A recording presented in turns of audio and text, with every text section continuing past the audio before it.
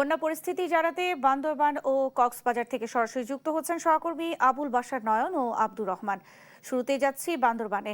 নয়ন, ক্ষতিগ্রস্তদের সহায়তার প্রশাসনের পদক্ষেপ সম্পর্কে বিস্তারিত জানাবেন আমাদের। কর্মব্যস্ত সময় পার করছে প্রশাসন।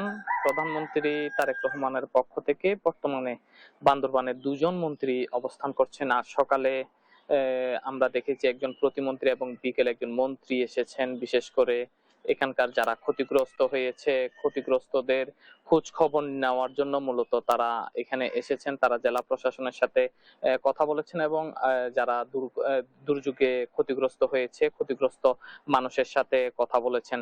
আসলে তারা দুজনেই বিভিন্ন এলাকায় কথা বলতে গিয়ে যারা ক্ষতিগ্রস্ত মানুষ ছিলেন তাদের পুনর্বাসনের কথা বারবার বলেছেন। বিশেষ করে জেলা প্রশাসনের পক্ষ থেকে তাদের বলা হয়েছে বা সরকারের পক্ষ থেকে তাদেরকে আশ্বস্ত করা হয়েছে যাদের ঘর বাড়ি ভেঙেছে বা ক্ষতিগ্রস্ত হয়েছে তাদেরকে পুনর্বাসন এবং সহায়তার আশ্বাস কিন্তু ইতিমধ্যেই সবাইকে দেওয়া হয়েছে। যারা আশ্রম কেন্দ্রে আশ্রয় নিয়েছিলেন তারা সবাই ঘরে ফিরেছে, জীবনযাত্রা ধীরে ধীরে স্বাভাবিক হতে শুরু করেছে। তবে স্থানীয় প্রশাসন সবচেয়ে বেশি যেটি গুরুত্ব দিচ্ছে, আগামী আরো দুদিন ধরে তাদের সহায়তা, খাবার সহায়তা দিয়ে তাদেরকে বাড়িতে ফেরানোর পরিকল্পনার কথা আসলে স্থানীয় প্রশাসন জানিয়েছে। আসলে সব মিলিয়ে বান্দরবানে যে দুর্যোগকালীন গত এক সপ্তাহ ধরে ক্ষয়ক্ষতি হয়েছে, এই ক্ষয়ক্ষতি নিরূপণের কাজ পুরোদমেই চলছে। সরকারের বিভিন্ন প্রতিষ্ঠানের পক্ষ থেকে বিভিন্ন বিভাগ কিন্তু তাদের যে কোন খাতে কি ক্ষতি হয়েছে সেই ক্ষতিগুলো তুলে এনেছেন। তুলে এনে সরকারের যে চট্টগ্রাম এবং পার্বত্য চট্টগ্রামের দায়িত্বরত মন্ত্রীর কাছে তুলে ধরেছেন। পরবর্তী এই বিষয়গুলো সরকারের কাছে তুলে ধরা হবে। বিশেষ করে যেহেতু পার্বত্য এলাকা, পাহাড়ি বাঙালির বসবাস, এখানে বারবার বন্যা হচ্ছে। কেন বন্যা হচ্ছে? এই বন্যা থেকে রক্ষার করণীয় এবং বান্দরবানে যে ঝিরি, ঝর্ণা এবং নদীগুলো ভরাট হয়ে গেছে এগুলো যাতে খনন করা হয়, এই বিষয়গুলো আসলে গুরুত্ব পাচ্ছে এবারের বন্যাতে। বিশেষ করে মেক্সি খালের কথা কিন্তু বারবার ঘুরে আসে যায়। মেক্সি খালটি দখল হয়ে যাওয়ার কারণে বান্দরবানে বারবার বন্যা হচ্ছে এবং এই বন্যায় বান্দরবানের হাজার হাজার মানুষ ক্ষতিগ্রস্ত হচ্ছে। এই ছিল আমার কাছে বান্দরবান থেকে বন্যা পরবর্তী সর্বশেষ। এ বিষয়ে আরো জানবো, আমাদের কক্সবাজারে রয়েছেন সহকর্মী আব্দুর রহমান। নয়ন, যেমনটি জানাচ্ছিলেন, বান্দরবানের মতো কক্সবাজারেও কিন্তু প্রচুর ক্ষয়ক্ষতি হয়েছে এই বন্যায়। এই বন্যার ফলে কিন্তু কক্সবাজারের অসংখ্য মানুষের ঘরবাড়ি, ফসলি জমি এবং বিশেষ করে ব্যবসা প্রতিষ্ঠান থেকে শুরু করে অনেকগুলা বানের পানিতে এবং পাহাড় ধসে কিন্তু চলে গেছে। এই পর্যন্ত যে তথ্যটি সেটা হলো যে প্রায় 39 জন মানুষ মৃত্যুবরণ করেছে।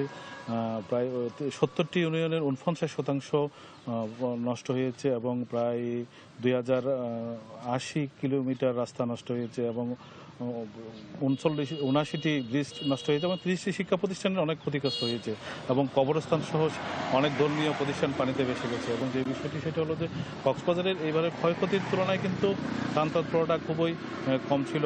আজকে সকাল থেকে বানবাসী মানুষের আসলে প্রচুর পরিমাণের তাদের অভিযোগ ছিল যে তারা আসলে এবারের কোনো সহযোগিতা পায় না, সরকারি বেসরকারি, এবং তারা যেই সহযোগিতার জন্য তারা অনেক সময় না চাইতে পাইতো, এখন কিন্তু সেটি একেবারেই অপ্রতুল বলেছেন, সেটা কোনো রাজনৈতিক নেতা বা সরকারি বেসরকারি। অন্যদিকে সরকারের যে বাহিনীগুলো আছে, বিমান বাহিনী, র্যাব, পুলিশ, সেনাবাহিনী, বিজিবি, তারা কিন্তু অনেকগুলো তৎপরতা দিয়েছে। সেই তুলনায় সরকারি বা রাজনৈতিক দলের তৎপরতা কম ছিল বলে জানিয়েছে। এবং জেলা প্রশাসন যেটা জানিয়েছে যে ত্রাণ ও দুর্যোগ প্রতিমন্ত্রী এবং বিদ্যুৎ প্রতিমন্ত্রী ঘোষণা করেছেন যে প্রধানমন্ত্রী বলেছেন যে দ্রুত সময়ের মধ্যে বনবাসী মানুষের প্রত্যেকটি পরিবারের কাছে তাদের সহযোগিতা পৌঁছে যায়। কিন্তু সেই সহযোগিতার আশ্বাস তারা পেয়েছে, কিন্তু বাস্তবায়ন এখন সময়ের ব্যাপার এবং সেটি যখনই বাস্তবায়ন হবে তখন হয়তো তারা তাদের যে হারানো এবং তাদের যে ব্যবসা প্রতিষ্ঠান নষ্ট হয়েছে সেটা এখান থেকে তারা আবার ঘুরে দাঁড়াতে পারবে। এবং তাদের যেই ব্যাপক ক্ষতি হয়েছে এবং এই ব্যাপক ক্ষতি কিছু প্রাকৃতিক, কিছু মানবিক তৈরি। মানুষের সৃষ্ট বলেছেন সুইচ গেট বন্ধ ছিল এবং নালাগুলা পরিষ্কার ছিল না, অল্প পানিতে অনেক করে যারা এবং যাদের কুড়িঘর তাদের ঘরগুলো বেশি নষ্ট হয়েছে, পানিতে বেশি গেছে, দেওয়ালগুলো পড়ে গেছে। এবং এই ধরনের ক্ষতি নিরূপণ কিন্তু এখনো জেলা প্রশাসন বলছে আরো কয়েকদিন সময় লাগবে।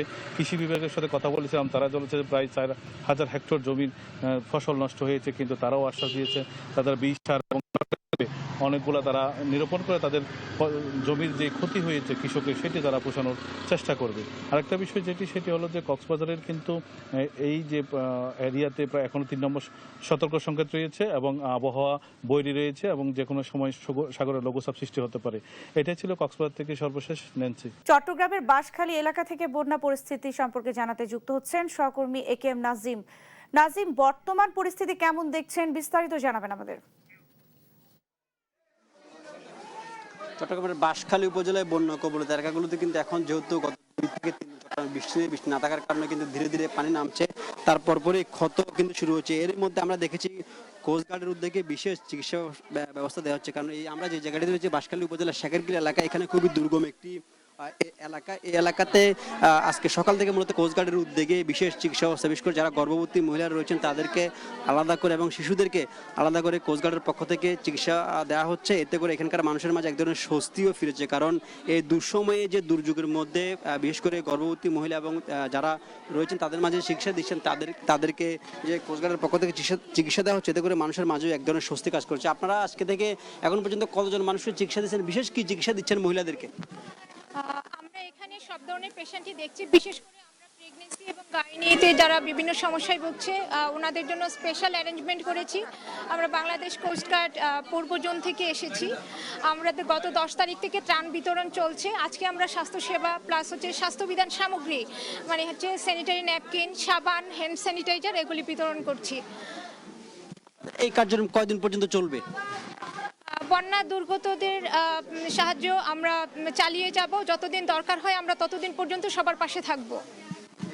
কর্মকর্তা যেমনটি বলছেন, যতদিন পর্যন্ত তাদের এই যে বন্যা দুর্গতদের এলাকায় চিকিৎসা ব্যবস্থা প্রয়োজন, বিশেষ করে গর্ভবতী মহিলা এবং শিশুরা, তাদেরকে যতদিন পর্যন্ত চিকিৎসা দরকার তারা চিকিৎসা ব্যবস্থা দিয়ে যাবেন এবং পর্যাপ্ত যে সহায়তা দরকার সেটিও কিন্তু কোস্টগার্ডের পক্ষ থেকে দেওয়া হবে বলে বলা হয়েছে। চট্টগ্রামের বাঁশখালীর পাশাপাশি সাতকানিয়া উপজেলাও কিন্তু বিভিন্ন এলাকায় এখনো যে পানি যে নামছে সেটির জন্য কিন্তু ক্ষত যে মানুষের দুর্ভোগ সেটিও কিছুটা দেখা দিয়েছে। বিশেষ করে এখনো কিছু কিছু এলাকায়, যেটি খুবই নিচু এলাকা, সেখানে কিন্তু এখনো পানিবন্দী রয়েছে বলে আমরা জানতে পেরেছি।